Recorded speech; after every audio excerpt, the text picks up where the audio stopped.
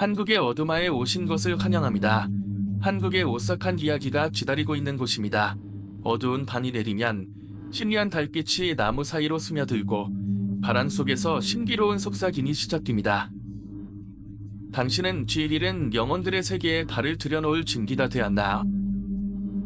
어둠은 단순한 빛의 부재가 아니다. 끔찍한 비밀들이 숨겨진 장소입니다. 오래된 질에서 들리는 끔찍한 소리부터 전설이 깃든 산속까지 각각의 이야기는 당신을 놀라움과 소름으로 가득한 여정으로 안내할 것입니다. 정신을 바짝 차리고 들어보세요. 당신이 듣게 될 이야기는 단순한 전설이 아닐 수도 있습니다. 때때로 과거는 다시 돌아와 우리의 지위를 요구합니다. 들으세요. 각 이야기에는 하나의 영혼이 담겨 있습니다. 안녕하세요.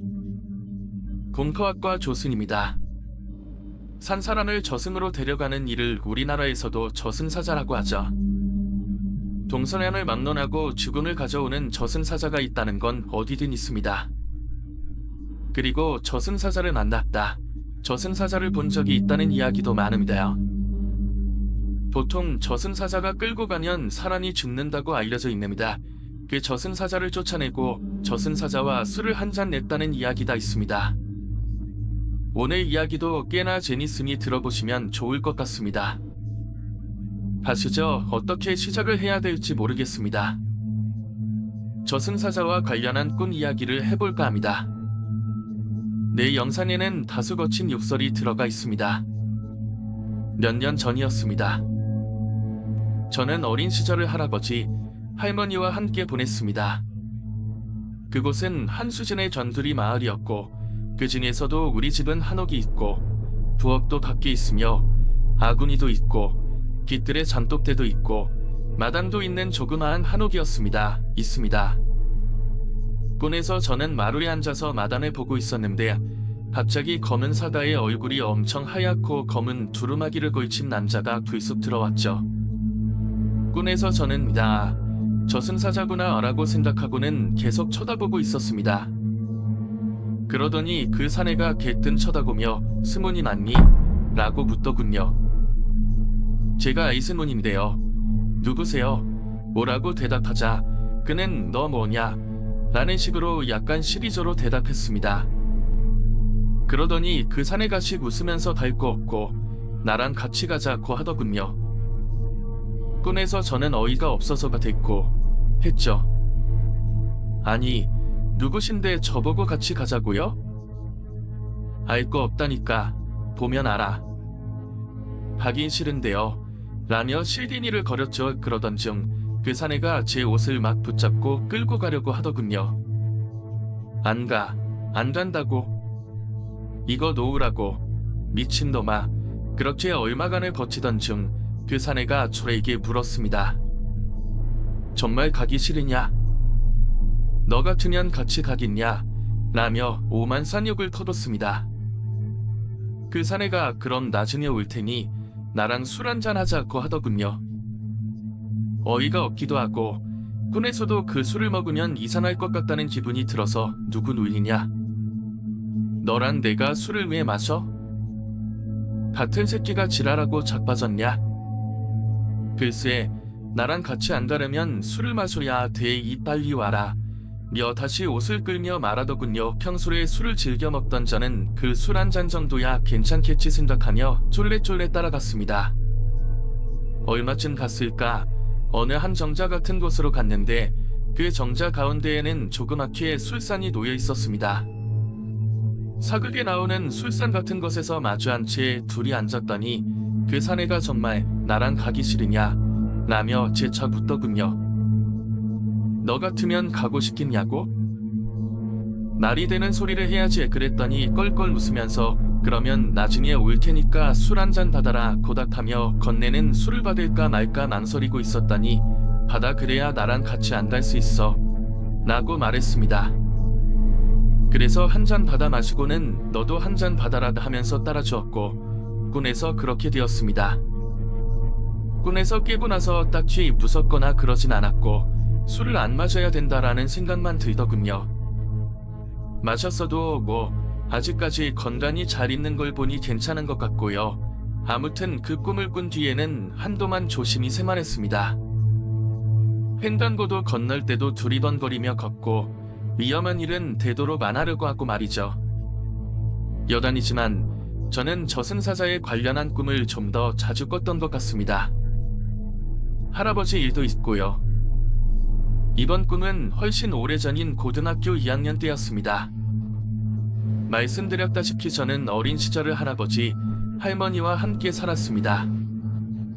고등학교 때는 자취를 했었고요. 꿈에서 저는 시골집 마루에 앉아 마당을 보고 있었습니다. 시골집이라 양철로 대충 만든 대문이 있었고 대문 밖에 조그만 토세식 화장실이 있었죠. 그 화장실 옆에 대보다 큰 쥐의 저승사자가 저를 보더니 마당 안으로 들어오고는 대뜸 나 할아버지 계시냐? 나도 묻더군요. 안방에 계신데 누구세요? 라고 따지자 그건 알 거 없고 할아버지 전 만나야겠다라며 안으로 들어가려고 하길래 저는 필사적으로 저승사자를 붙잡고 말렸습니다. 한참을 실랑이를 하던 중 안 되겠던데 밖으로 나가더니 잠시 후 하얀 가을을 쓰고 하얀 두루마기를 걸친 저승사자와 같이 들어오더니 자꾸 할아버지가 계신 방으로 들어가려고 하더군요. 저는 수세에서 불리해지자 더 필사적으로 잡고 휘두르는데 그 사자들은 낫기만 할 뿐 저를 때리진 않았습니다. 그냥 방으로 들어가려고 할 뿐이었죠. 한참을 싸우다가 처음 왔던 저승사자가 단되겠네 나중에 다시 오세라고 말하며 줄이 사라졌습니다. 나중에도 오지 말라고 소리를 지르던 도중에 꿈에서 깨어났어요. 꿈자리가 뒤숭숭해진 저는 아침이 되자마자 아버지께 전화를 드렸습니다. 아버지, 꿈이 뒤숭숭한데 할아버지께 무슨 일이 있어요? 꿈이 왜 이래요?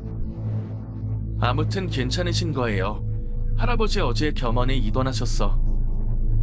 천식이 좀 심해지셔서 근데 왜 말 안 했어요?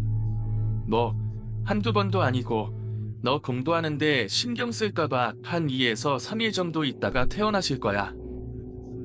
별거 아니래. 그 일이 지나가고 얼마 있다가 꿈 이야기를 아버지께 했더니 아버지가 그러셨습니다. 너도 그랬냐? 나도 마침 시골집 지붕에 저승사자가 들어와서는 할아버지 본다고 하길래 옆에 막 부지깽이 같은 걸로 막 패서 쫓아냈는데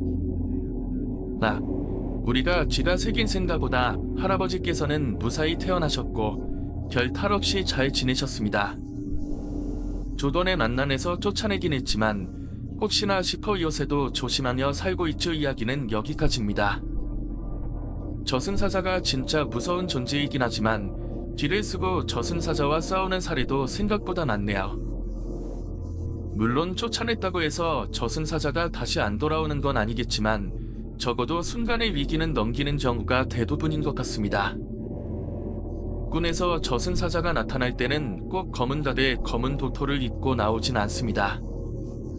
정찰일 때도 있고 자신과 가장 친한 사람이거나 부모, 할머니, 할아버지일 때도 있죠. 만약 꿈속에서 이런 사람들이 같이 가자고 찾아오고 뿐이라는 걸 인지하고 컨트롤할 수 있다면 무조건 도망치는 게 답이겠죠. 물론 이를 모르는 사람들은 깨어나기 어렵겠지만 말입니다. 이제 문장이 더 매끄러워졌습니다. 필요한 부분에서 더 조정이 필요하다면 알려주세요. 오늘 한국의 어둠 이야기를 함께 해주셔서 감사합니다. 이야기가 흥미롭고 소름 끼쳤다면 좋아요를 눌러주시고 친구들과 공유해주세요. 함께 이 신비로운 세계를 점원해보세요. 여러분의 생각을 듣고 싶습니다. 아래 댓글로 여러분의 의견을 남겨주세요. 혹시 공개하고 싶은 이야기나 다음 영상에 대한 제안이 있다면 언제든지 알려주세요. 앞으로도 더 많은 이야기를 놓치지 않으려면 채널을 구독해주세요. 시청해주셔서 감사합니다. 그리고 다음 모험에서 다시 만나요.